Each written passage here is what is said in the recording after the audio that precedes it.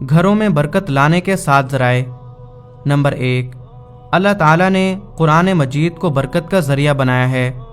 گھر میں برکت، رحمت اور سکینت کے نزول کے لیے گھر میں قرآن کی تلاوت کریں، قرآن کے معانی و مفاہیم پر غور و فکر کریں اور اپنی زندگی قرآن کی تعلیمات کی روشنی میں گزاریں۔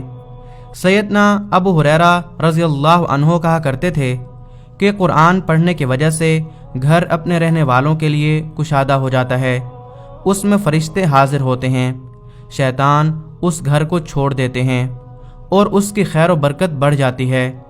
اور قرآن نہ پڑھنے کی وجہ سے گھر اپنے رہنے والوں کے لیے تنگ ہو جاتا ہے، اس گھر میں فرشتے اس کو چھوڑ دیتے ہیں، شیطان اس گھر میں بسیرا کر لیتے ہیں اور اس کی خیر و برکت کم ہو جاتی ہے۔ نمبر 2، گھر میں نماز اور قرآن مجید پڑھنے اور اس کو سیکھنے کی برکت سے گھر میں برکتوں، اللہ کی رحمتوں اور سکینتوں کا نزول۔ رسول اللہ صلی اللہ علیہ وسلم نے فرمایا، کیا تم میں سے کوئی شخص یہ پسند کرتا ہے کہ جب وہ باہر سے اپنے گھر واپس آئے تو اس میں 3 بڑی فربا و حاملہ اونٹنیاں موجود پائے؟ ہم نے عرض کی، جی ہاں۔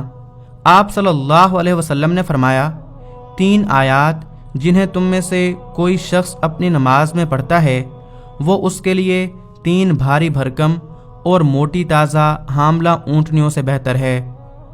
نمبر 3، گھر میں برکت لانے کے لیے اپنے گھروں میں نماز کو اول وقت میں ادا کریں۔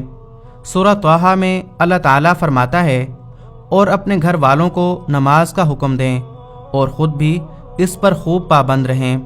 ہم آپ سے کوئی رزق نہیں مانگتے، رزق تو ہم ہی آپ کو دیں گے، اور آخری انجام تو تقوی والوں کے لیے ہے۔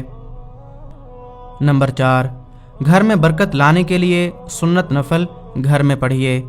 رسول اللہ صلی اللہ علیہ وسلم نے فرمایا، جب تم میں سے کوئی اپنی مسجد میں فرض نماز باجماعت ادا کر چکے تو اپنی نماز کا کچھ حصہ اپنے گھر کے لیے بھی رکھے، کیونکہ اللہ تعالیٰ اس کی نماز کے سبب سے اس کے گھر میں خیر و برکت فرمائے گا۔ نمبر 5، بسم اللہ اور ذکر الہی سے گھروں میں برکتوں کا نزول۔